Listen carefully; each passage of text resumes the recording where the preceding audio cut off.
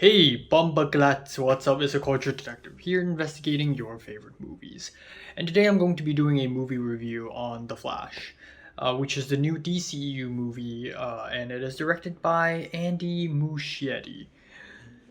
I've been watching a lot of great movies lately, and in order to balance that out, I need to look for something that is not so great and watch it, and that just so happens to be The Flash. Now, The Flash is a new DCU movie and the first solo standalone Flash movie ever, I think. Of course, before the Flash movie, we also have the Flash TV show, which I actually watched. I watched the first 5, 6 seasons of it a long time ago, like 6 years ago. I used to binge watch The Flash. So seeing The Flash in action again in a more updated, modern reiteration under the popularity of superhero films such as MCU is actually pretty interesting. So essentially, this movie is basically Flashpoint, which is an event in the story of the Flash where the Flash runs so fast he goes faster than the speed of light. He realizes that he can time travel, so he goes back in time to try to save mom. But that basically messes up the entire timeline, and we enter the multiverse. Oh my god, it's the multiverse again. And that's basically it. So, in a lot of ways, this is like the Spider Man No Way Home of DCEU, not only because it explores going back in time or doing something with time and then messing up and creating a mess with that, but also because there's a lot of nostalgia baiting in this movie.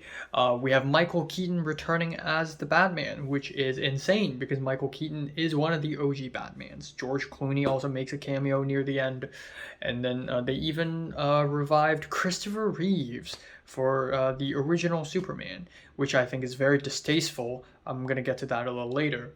But overall, the plot of the movie is pretty fun. The concept is fun. Flashpoint is easily the most interesting part about the Flash, given that he is the only person who can time travel in the Justice League, which makes him really interesting as a superhero, in my opinion.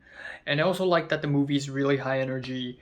It's funny for the most part. I like the use of wide angle lenses. It gives the movie a very video game-ish feel. Guardians of the Galaxy Volume 3 did the same thing as well. And my favorite part about this movie is, again, Michael Keaton's Batman. Seeing him return is amazing. And also the way he fights using really old school methods, like using a tape measuring system and calculating, counting people's weight. That's really, really fun. And seeing a Batman like that instead of ultra cool modern technology is just really awesome. And I would love to see a Batman that only fights with very old school mathematical style. That's just amazing. But yeah, let's get to the cons of this movie, which I think are pretty plentiful. Aside from the fact that Ezra Miller is literally a felon, and they're still screening this movie no matter what. I think the other biggest problem with this movie is the CGI. It is absolutely terrible. It is awful. Um, there are a lot of scenes where you get these plastic, fake ass human figures. A lot of PS2 graphics here, and they embrace it. They know that it looks bad, and they keep doing it, thinking that, oh well, it's like time travel, so these are like a little dreamy, so it's fine, but it just looks terrible. It looks fake as hell.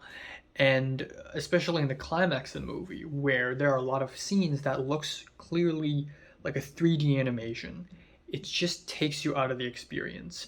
The humor is still very dumb. I'm really sick of the humor. Um, Marvel suffers from it, and DCEU thinks that they're slick because they're not Marvel, so they can do it now, but no, it's still very dumb. And the whole movie just feels really inconsequential. I mean, the movie is 2 hours and 20 minutes long for some fucking reason, but even with that much time, they don't have enough space for itself to really let the emotion sink in. Like, the Flash discovering that he can travel back in time is a very, very huge moment in the story. Like in CW's The Flash, the TV show, there are like multiple episodes focusing on Barry Allen's psychology, him making the decision to go back in time. It's such a huge deal. That dealt him a great emotional toll. But in this movie, that entire emotional journey ended within like 2 scenes. He was like, oh, wait, I can travel back in time? Wait, I can save mom. And then he immediately does it. And it just feels so weightless. Whereas in The Flash, the TV show, it's made such a huge freaking deal.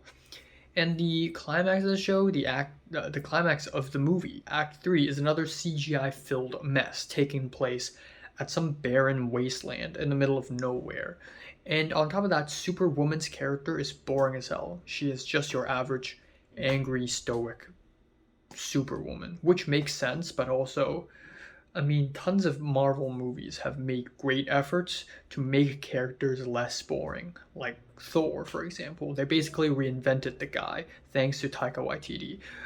But yeah, overall, I think The Flash is pretty fun for what it is, but it's also movies like this that makes CW's The Flash seasons 1 to 3 like a masterpiece. Yeah, The Flash trailed off at the end. The seasons 4, 5, 6 are all really cringy and they basically ran out of ideas, but it's undeniable that The Flash season 1, at least, was actually really freaking good. Like looking back, the reveal of Reverse Flash and all the time travel nonsense in season 2 and 3, very insane. There's also a nostalgia bait moment in this movie with, again, reviving Christopher Reeves, and turning him into this plasticky fake human figure and make him show up for like 2 seconds. It's just very distasteful. And then Nick Cage is Superman because in another universe he is casted as Superman. And yeah, it's just stuff like that. Just feels very unnecessary. At least in Spider-Man No Way Home, those villains actually come back. Like Tobey Maguire actually came back and had a whole ass fight scene. But in The Flash, it's just like 2 seconds and they look fake as hell because it's literally like the Tupac hologram. So yeah, I'm giving The Flash a 5 out of 10. So have you watched The Flash? Comment below. Let me know. Subscribe if you want more. And thanks for watching.